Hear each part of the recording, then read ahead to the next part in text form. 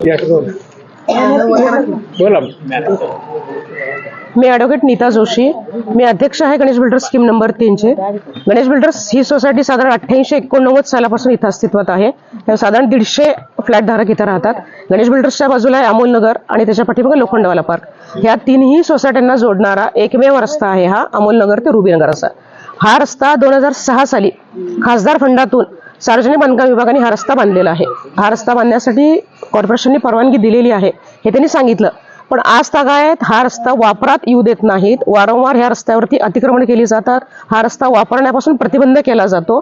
अनेक वेळा तक्रारी केलेल्या आहेत. विद्यमान आमदार खासदार जे आहेत तिथले त्यांच्याकडे गेलेलो आहोत. त्या लोकांना हा विषय माहिती आहे. पण कुणी केवळ राजकीय अनास्था असेल किंवा महानगरपालिकेच्या त्या लोकांना इंटरेस्ट नाही आहे इथं काय विषय आहे माहित नाही. पण वारंवार तक्रारी करूनही हा रस्ता वापरात दिला जात नाही. आणि रस्ता नाही ते ड्रेनेज लाईन ह्या नाही. गणेश बिल्डर्समध्ये ड्रेनेज लाईन आज तागायत झालेली नाही. 89 सालची ही साधारण सोसायटी आहे. आज तागायत तिथल्या लाईन जोडल्या गेलेल्या नाहीत. इथं राहणं मुश्किल झालेलं आहे गणेश बिल्डर्सच्या लोकांना. आणि त्यामुळे ह्या सगळ्या लोकांनी येत्या महानगरपालिकेच्या निवडणुकीवरती बहिष्कार घालायचं असं ठरवलेलं आहे. कुणीही मतदानासाठी बाहेर पडणार नाही. टोटल किती आहे मतदार? साधारण 150 फ्लॅट धारक आहेत इथं.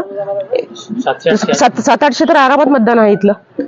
प्रशासन म्हणतं मतदान करा, लोकशाही बळकट करा आणि आपण बहिष्कार लागतो. सगळं कबूल आहे ना. पण जो प्रशासन आम्हाला मतदान करा म्हणून सांगतात तुम्ही इथल्या सोयी सुविधा तर चेक करून घ्या ना.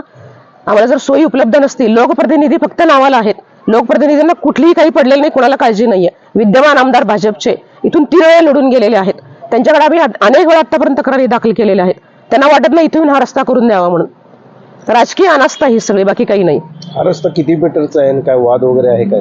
हा रस्ता 9 मीटरचा हा रस्ता आहे. ह्या रस्त्यावरती शेजारच्या प्लॉट धारकांनी केस दाखल केली. कुठल्याही प्रकारचा मेहरबान कोर्टाचा कुठलाही स्टे नाहीये ह्या रस्त्यावरती.